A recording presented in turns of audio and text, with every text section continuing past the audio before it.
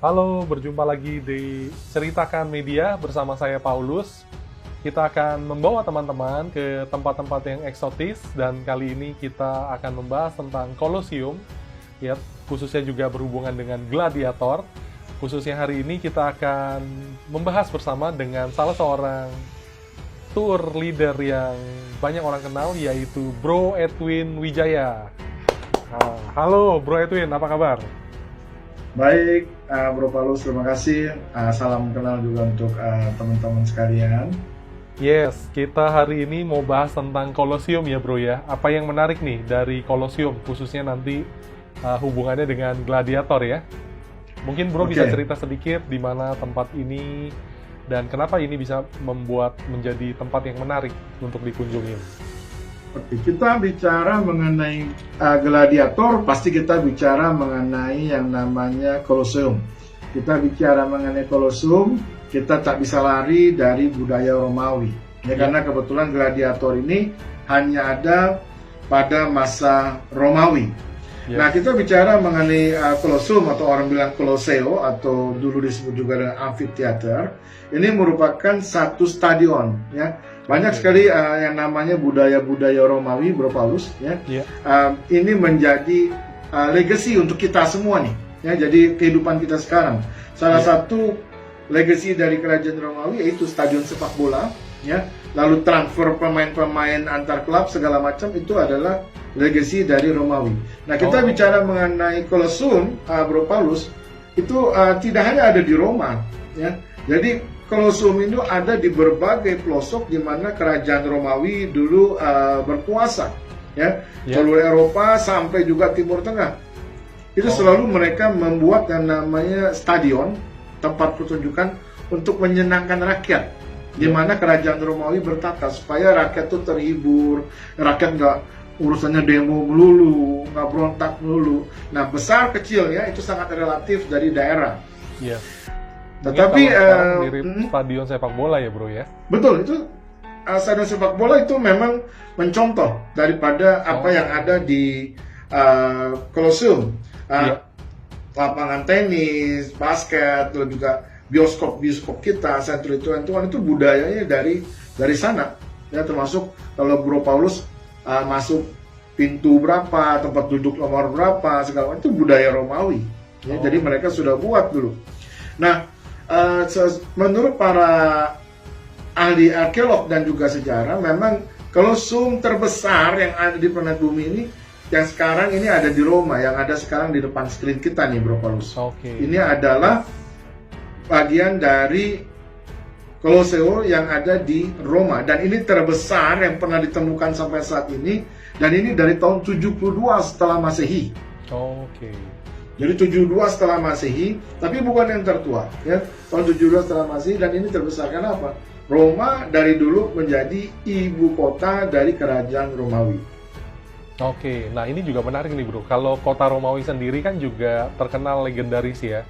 Bahkan ada salah satu cerita yang juga cukup terkenal tuh tentang berdirinya kota Roma. Nah kalau dari Bro Edwin sendiri gimana tuh awal mulanya kota Roma sendiri? Kita bicara mengenai kota Roma dalam waktu yang singkat ini mungkin jadi seperti ini.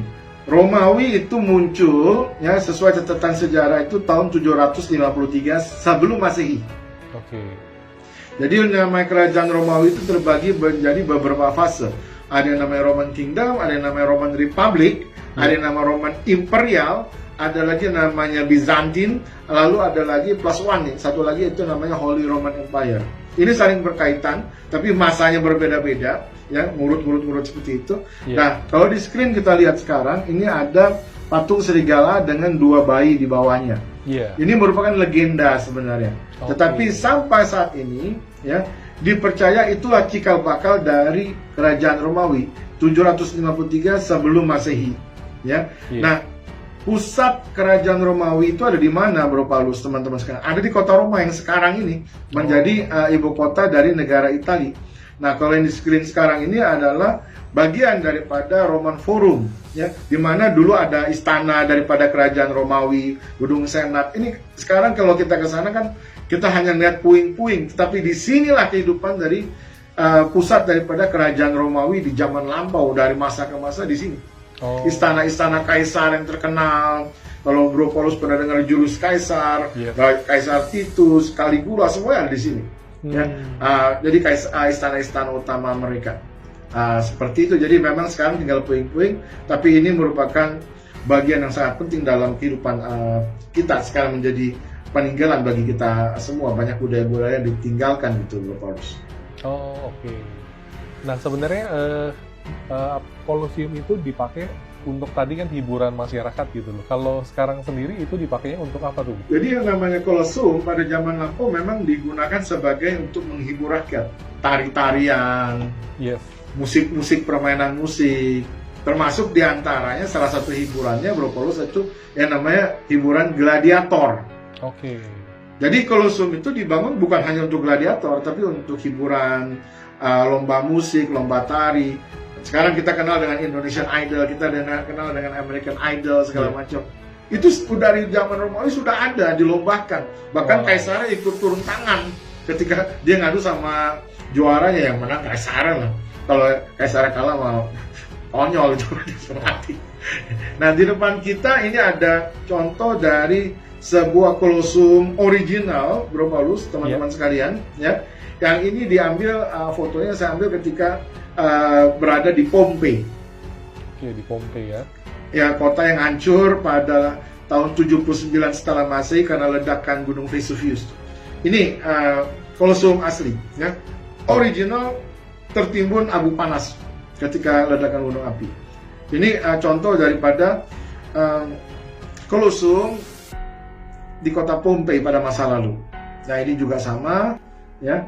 Dan banyak tempat lah. Kolosium itu ada di berbagai tempat.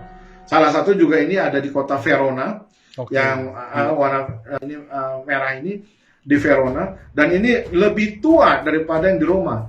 Ini didirikan Kolosium ini di tahun 27 setelah Masehi. Iya.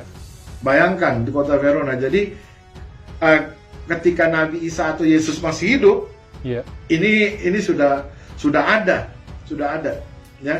Dan kenapa saya singgung Nabi Isa dan Yesus? Karena orang banyak mengenal Romawi itu, banyak orang sekarang dari Injil gitu ya, Bro Paulus ya. Nah, pada zaman itulah Roman Imperial ada dalam kehidupan Nabi Isa atau Yesus. Makanya banyak orang mengetahui kata Romawi banyak dari Injil. Karena apa? Romawi menguasai Timur Tengah saat itu. Nah, dan di sana juga ada yang namanya Kolosium gitu. Nah, yang sekarang ini contoh kembali daripada Kolosium yang ada di kota Roma. Artinya Kolosium sendiri juga sekarang dijadikan tempat hiburan ya, Bro ya? Ya, sekarang dijadiin tempat show. Jadi kalau orang mau show artis terkenal, Il Divo, segala macam, artis-artis keren ya, mereka gunakan di Kolosium, ya. Dibangun lighting, sound system, segala macam seperti itu.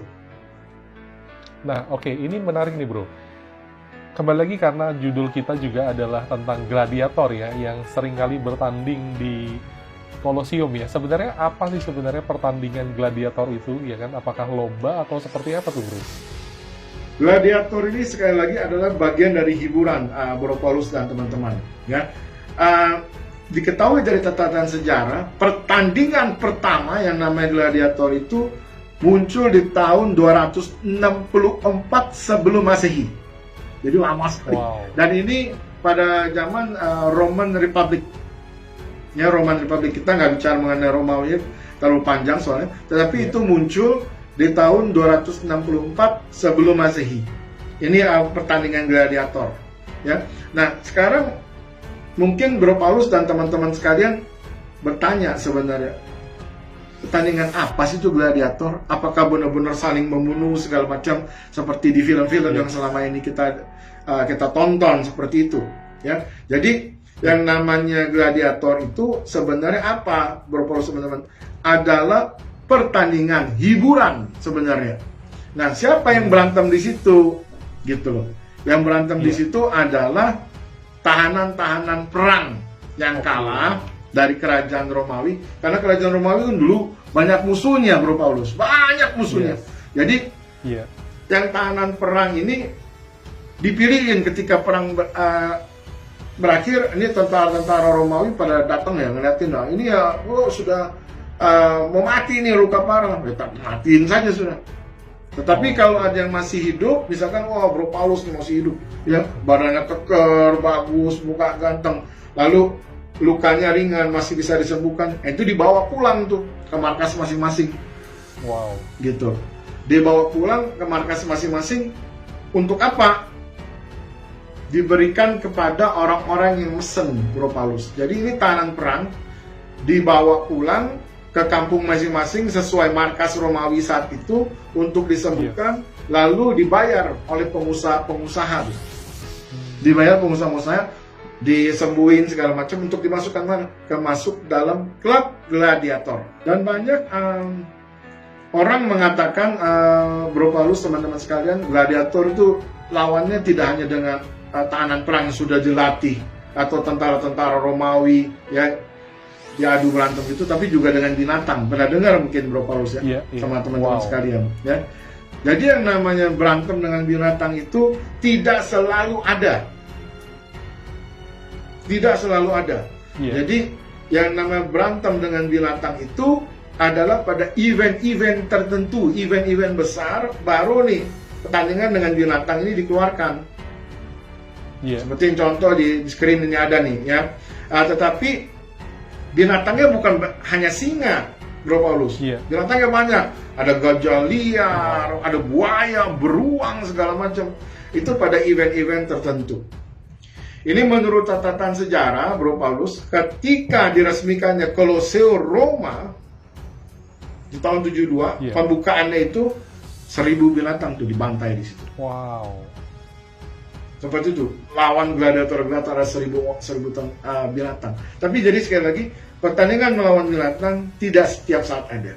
Hanya peristiwa-peristiwa besar saja yang ketika mereka lakukan ini gitu. Yes, itu juga kelihatan tuh Bro. Apa kira-kira mereka perang kan pasti nggak mungkin tangan kosong ya, bukan kungfu gitu kan. Nah mereka pasti gunain senjata-senjata macam-macam gitu. Kayak gimana tuh Bro? Oke, karena sekali lagi intinya yang mesti diingat adalah ini adalah sebuah hiburan. Hiburan pada zaman Romawi dulu memang bisa mengakibatkan nyawa melayang. Wow. Jadi ngeri ini sebenarnya hiburannya. Betul. Tapi sebenarnya untuk menghibur rakyat sebenarnya. Jadi sudah, karena ini pertandingan sudah diatur, Bro. Pertandingan-pertandingan ini. Jadi karena ini gladiator adalah sebuah dimiliki oleh para pengusaha-pengusaha zaman dulu yang punya klub gladiator, ya. Ini punya investasi. Punya investasi loh. Jadi sudah diatur, misalkan saya punya klub gladiator akan melawan klub gladiatornya Bro Paulus. 5 lawan 5. Nah, ketika kita hari pertandingannya itu kan rakyat bayar juga itu untuk nonton itu segala macam ya. Jadi kita udah ketemu dulu di luar Kolosseum Bro Paulus, ada bangunan lain tuh. Ketemu dulu, saya bilang Bro Paulus, gladiator lu yang pertama nanti ya, lawan gladiator gua yang pertama, tolong kasih tahu gladiator yang pertama jangan hajar rusuk kanannya karena baru sembuh. Lalu Bro Paulus juga bisa bilang, nanti gladiator gua yang kedua, kakinya sebelah kiri itu belum sembuh benar, baru patah. Tolong kasih tahu gladiator nomor 2 jangan hajar kakinya yang pertama. Artinya udah ada kayak pengaturan pertandingan juga ya? Udah ada kong kali kong, sudah. Nah, termasuk pemilihan senjata Bro Paulus. Jadi ada namanya pakai pedang, pakai perisai, musuhnya lawan pakai apa? Pakai tombak dengan jala misalkan. Yang satu pakai kampak besar, pakai apa? Yang satu pakai apa? Supaya apa? Karena untuk teman-teman sekalian ketahui ini, supaya pertandingan ini menjadi menarik. Bayangkan kalau satu pisau kapan ketemu ya gitu. Jadi diadu sedemikian rupa pemilihan senjata supaya pertandingannya berjalan menarik, supaya para rakyat senang Bro Paulus, seperti itu. Betul. Jadi senjata-senjata pun juga sudah diatur sedemikian rupa. Walaupun pada akhirnya juga ada kadang-kadang yang mati. Ya, di dalam screen ini terlihat beberapa contoh daripada senjata yang pernah digunakan pada zaman gladiator di masa lalu. Wow. Seperti itu, Bro Paulus. Dan Iya, mereka iya. juga Ini punya seragam khusus gitu ya. Iya. Karena yang dijanjikan adalah kemenangan kebebasan. Jadi kalau gladiator ini menang tingkat RT, RW, lurah, segala macam kecamatan, lalu kabupaten, lalu satu daerah provinsi, dia akan mendapatkan satu sertifikat, dia boleh pulang ke tanah di mana dia berasal dan dia jadi manusia bebas. Gitu. Oke.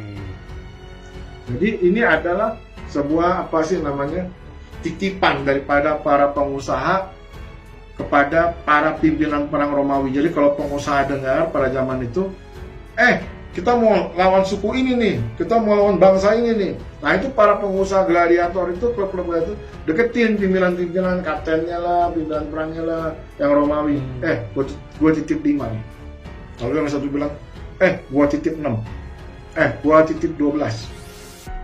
Ini nanti ketika Romawi yang ini nanti misalkan menang perang seperti tadi yang saya ceritain, dibawa pulang, dikuburin, oh si Bro Paulus titip 5 nih, ambil 5. Oh si Edwin titip 7 nih, ambil 7. Dimana yang masih bisa sembuh dan apa, badannya tuh tinggi, gede, muka bagus segala macam, untuk serahkan kepada yang nitip, dan itu dibayar. Jadi para tentara-tentara Romawi ini mendapatkan bayaran gitu, Bro Paulus, hasil dari upaya itu. Oke, ini artinya juga termasuk sebenarnya human trafficking ya. Ya, sebenarnya seperti itu. Manusia, yes. Bahkan antara B2G ya, business to government. Ya, betul. Jadi this is about business. This is about entertainment.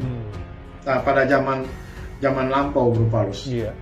Nah, pemerintahnya juga terlibat ya, pebisnisnya juga terlibat untuk menghibur rakyat, dan juga mereka mendapat keuntungan dari bisnis gladiator ini ya, entertainmentnya.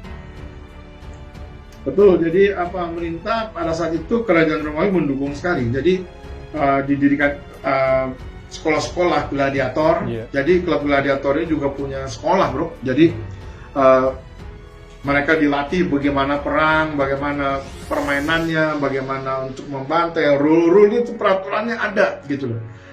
Kadang-kadang bisa dikatakan sedikit terlalu berlebihan gitu. Oke.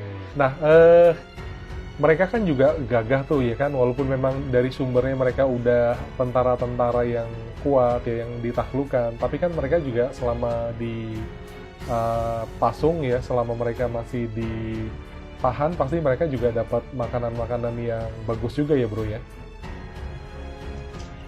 Ya, jadi tahanan perang itu yang dibeli oleh para bos-bos gladiator ini, mereka dirawat, disembuhkan luka-lukanya. Iya.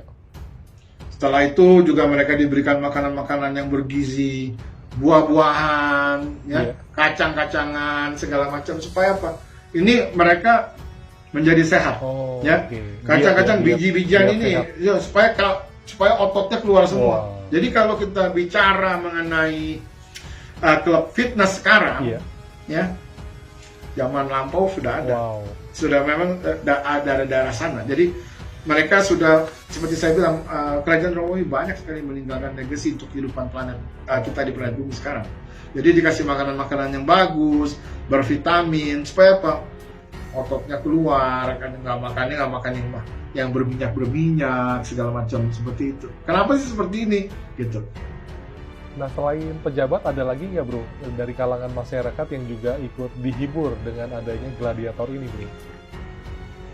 Oke, jadi tentu saja ini kan untuk rakyat, Bro Paulus, teman-teman sekalian ya. Jadi gladiator game ini untuk rakyat, ya.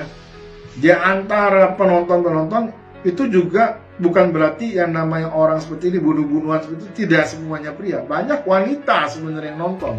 Jadi gladiator ini lebih suka disaksikan oleh penonton-penonton wanita. Kenapa seperti itu, Bro Paulus, teman-teman sekalian? Wanita yang, mohon maaf nih, ya, mereka pada zaman itu sering atau senang ngelihat pria asing, ya, ototnya keluar, ganteng-ganteng. Dari why tadi berhubungan dengan apa yang saya cerita di awal, ketika tentara-tentara Romawi ini milihin tuh tahanan perang yang kalah, Bro Paulus. Yes. Kalau lukanya nggak parah, berotot, punya bagus, muka rupawan, itu diambil. Iya. Karena untuk apa? Hiburan. Jadi wanita-wanita nih senang ngelihat seperti ini. Ya, gladiator pertama, Bro Paulus, badannya gede. Nah, ini wanita-wanita ya, mohon maaf ya. Iya. Itu mengingat, mencatat ya. Siapa namanya? Oh, Paulus. Dari klub siapa? Segala macam. Nah, wanita-wanita ini kalau kesepian, ya, itu datang ke klub. Oke. Tok, tok, tok, tok, tok, tok. Kenapa? Itu yang punya gladiator yang 3 hari lalu main, yang namanya si Paulus, urutan ketiga waktu itu. Saya mau bayar. Bayar apa? Jadi cewek ini bayar ke klub itu untuk bermain seks dengan gladiator. Wow. Jadi di klub gladiator itu disiapkan kamar-kamar seperti itu. Dan gladiator itu harus melayani tanpa dibayar. Kalau uangnya itu untuk klub gladiator. Jadi gladiator di masa lalu juga menjadi objek seks untuk para wanita-wanita yang kesepian. Jadi pada zaman Romawi dulu ya, mohon maaf ya, masalah mengenai seks bebas juga sangat-sangat tinggi ya. Mereka mempunyai tempat-tempat prostitusi khusus seperti itu ya.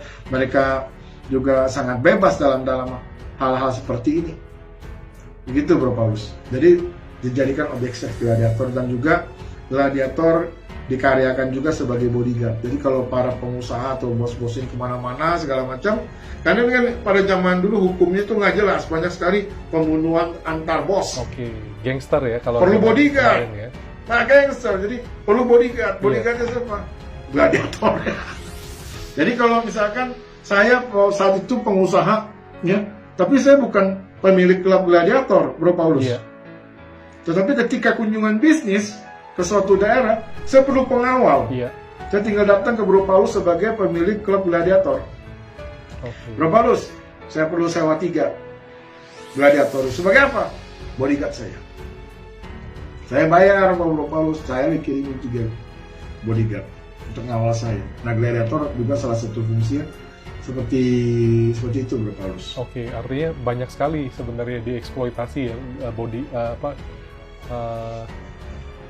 gladiator ini ya, baik secara fisiknya ya, tenaganya, sebagai juga tenaga keamanan dan lain-lain. Wow, ini suatu pelajaran juga. Debt collector, jadi debt collector juga.